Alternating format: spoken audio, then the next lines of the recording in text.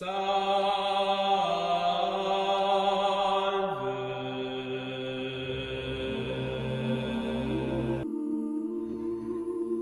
sa ginawa ni Nuli, halos hindi naman mapigilan ng mga kalalakihan ang pagkatuwa. Matapos makipag-usap ang lalaki sa kanila,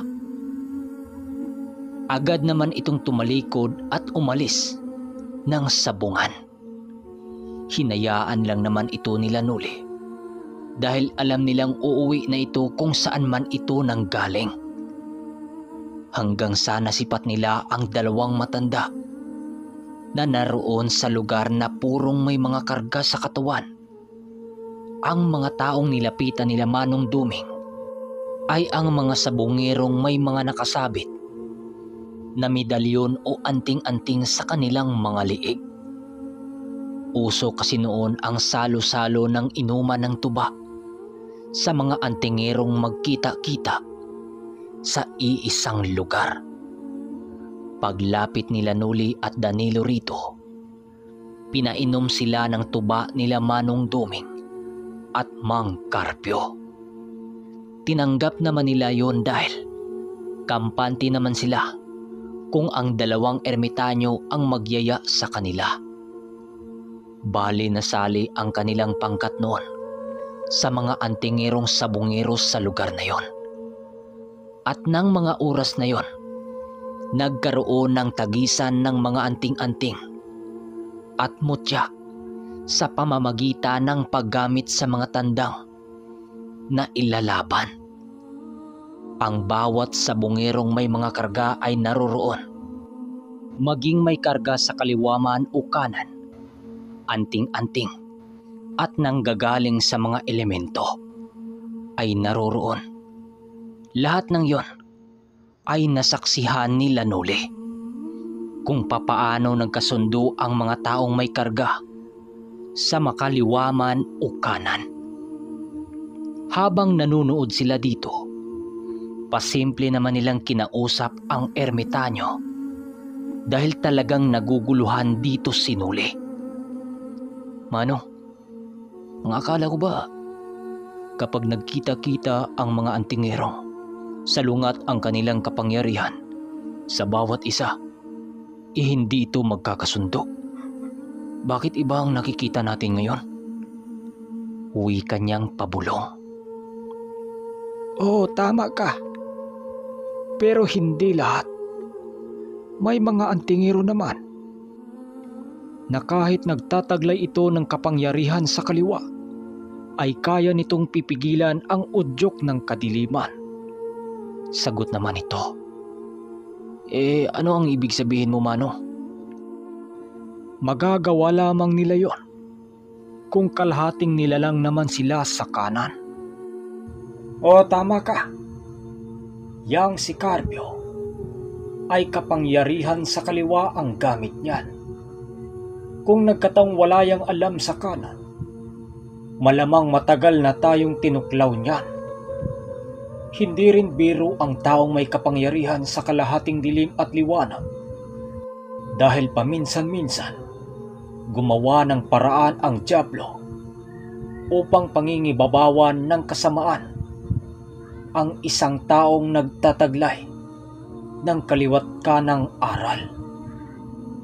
Kaya nga hanga ako sa katauhan ng maestro ni Danilo dahil nagagawa niyang kontrolin ang mga bagay na yon. Paliwanag ng ermitanyo.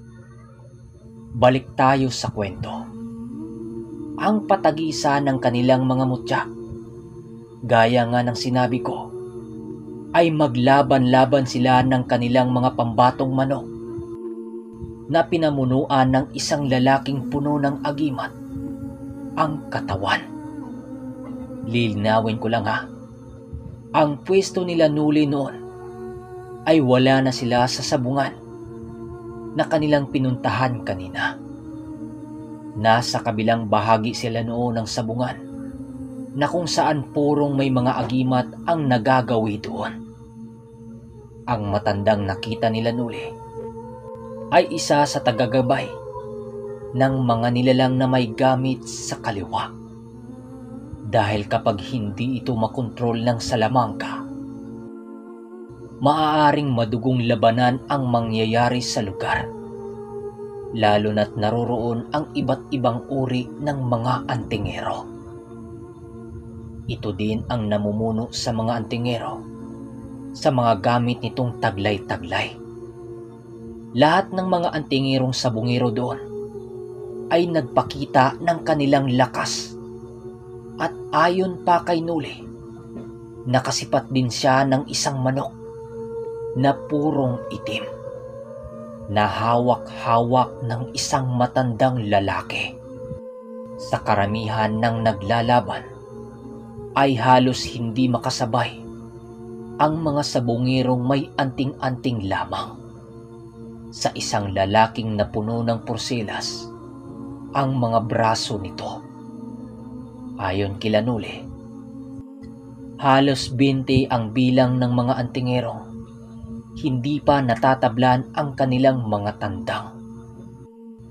Ano? Wala na bang susubok dyan? Bilisan nyo na, dahil nasasabik na ang mga ito. Wika naman ng isang matandang namumuno sa tagisan na yon, hanggang sa magsalita si Manong Tuming. Itong bata ko na naman. Subukin nyo nga. Wika nito sabay hawak sa balikat ni Nuli nang siyang kanyang ikinagulat. Kaya mo yan, Kanuli. Ikaw pa ba? Sabat din naman ng mga kasama niya. Tiga Manong, ba't ako? Bago lang tayo rito eh. Pag-angal ni Nuli dito.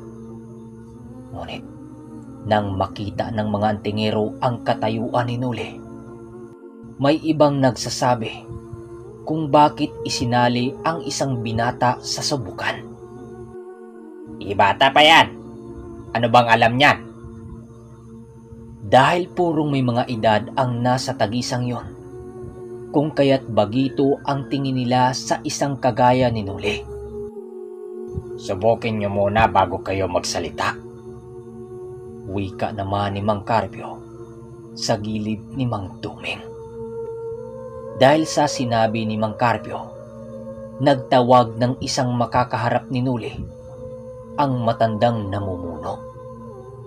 Pagkakita ni Nuli sa manok nitong hawak, tila ba nanlambot siya sa kaba, dahil sa kaloob-looban ng tandang na hawak nito ay nababalot ito ng maitim na aura. Habang hawak din niya ang tandang niya, napatingin naman siya kay Manong Tuming. Nang makita niyang tumango itong nakatingin sa kanya, agad naman niyang hinarap ang lalaking antingero.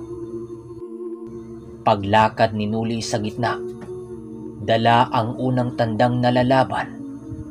Panay na ang pag-uusal niya ng mga sandatang ililipad ng kanyang tandang. Ang una niyang ibinaon dito ay ang dasal sa kabal ng bertod at ang espada ng udlong na ginamit ng mga elemento. Isa itong uri ng espiritual na gamit na naaayon sa bertod niyang tangan. Sa paglapag ni Nuli ng kanyang manok sa lupa ay ang pagsabay din ng kalaban. Halos wala silang nakitang kakaiba sa manok ni Nuli, dahil lahat ng kanyang mga dasal na binalot dito ay nakatago sa makapal na sabulag, na kahit ang namumuno mismo ay hindi ito nagawang masilayan. Sa pagbangga ng kalaban sa kanyang tandang, ay lumipad lamang ng mataas ang kanya, na para bang ibang elemento ang may kontrol dito. Kitang-kita ng kalaban nila Nuli ang pagbao ng tari sa manok ni Nuli sa kalabang nababalot din ng kabal. Pagbagsak ng kalaban sa lupa ay hindi na ito nagawang makatayo pa, nang siyang ikinagulat ng antingerong nakakaharap niya. Dahil sa nagawang mapatumba ng manok niya ang kalaban, kung kaya't nagtawag pa ng dalawang makakalaban niya ang matandang namumuno sa tagisan na yon. Dahil sa ginawa ng kalaban, mas lalo pang nasabik pa sila Danilo. Dahil ang akala nila, kapag tatlong tandang ang nasa loob, ay magrambulan ito. Pero iba ang nakikita nila. Dahil animoy may sariling pag-iisip ang mga ito.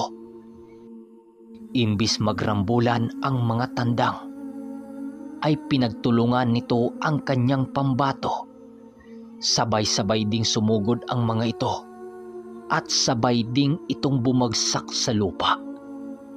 Habang duguan, hindi mawari noon ng mga antingero kung ano bang taglay na agimat ang ginamit ni Nuli. Dahil ni Katiting na palatandaan na siya'y antingero, ay wala. Hanggang sa umabot ng 10 manok ang napatay ng tandang ni Nuli. Iho, sabihin mo, may kasama ka bang naririto ngayon? Wika ng kasama ng namumuno. Meron ho, pero hindi ko pwedeng sabihin kung sino. Sagot niya. Kung ganon, mamayang gabi iimbitahin namin kayo sa subukan ng karga dito mismo sa lugar. Wika ng lalaki. Matapos ang laban na yon, ay ang paglabas nila Nuli ng palihim dahil ayaw nilang malaman ng mga ito na may kasama siyang 2 ermitanyo.